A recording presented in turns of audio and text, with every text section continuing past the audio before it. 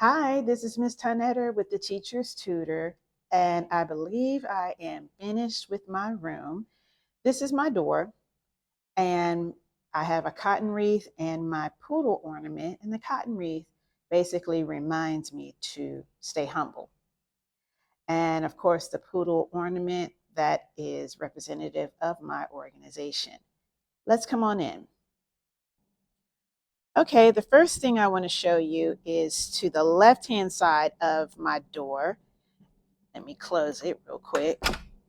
And inside of the on the left hand side of my door, I have a basket with tissues and hand sanitizer and a sign out sheet and my hall pass.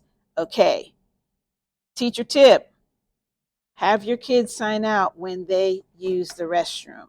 That is your documentation just in case you need to see if there is some sort of a pattern, okay? You know what I'm talking about. If you got babies that are signing out on a regular, that might be cause for alarm. Maybe something medical's going on, or maybe they're just shucking and jiving. I don't know. But I also have my rolling cart, and I have labeled each drawer with a class period. Now, the first drawer, I don't know if you can see it, is my lunch count. Of course, we got first through seventh, and the bottom one is my syllabus. So that is on the left hand side of my door when you come in. All right.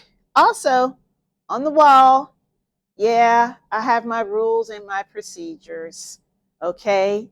So that my babies can refer to this at any time of the class period. We also have certain posters like What is Your Mindset? 4,000 years later, and we're back to the same language that reinforces the idea of history not repeating itself, but it rhymes.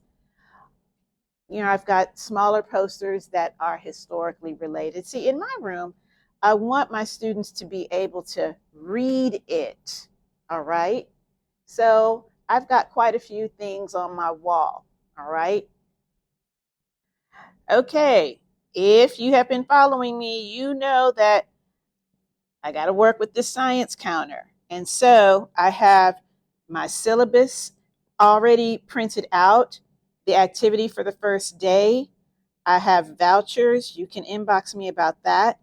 And I also even have some cursive alphabet. This is why, excuse me, I write in cursive. I write in cursive. My manuscript is horrible.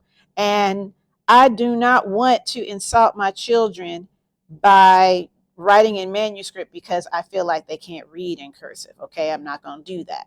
So I already have stuff ready to go on day one. Now, in some of my earlier videos, I did show you how my student desks are set up. All right. This is the one pod that's not set up like a U. And this particular pod is called Blues Clues.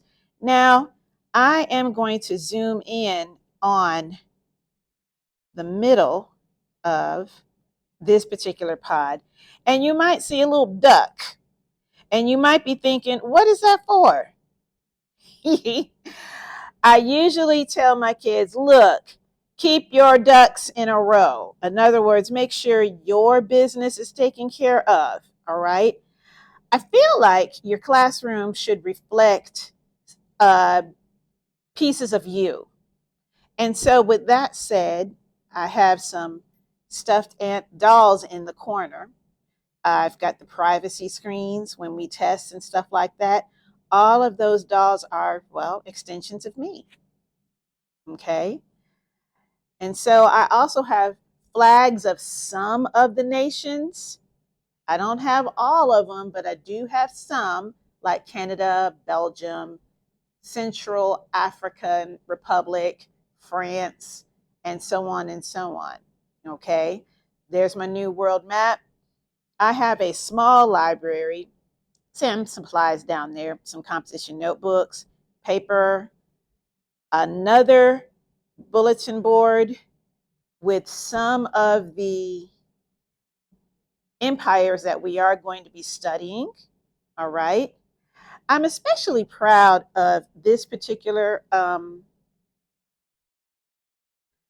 formula that I use.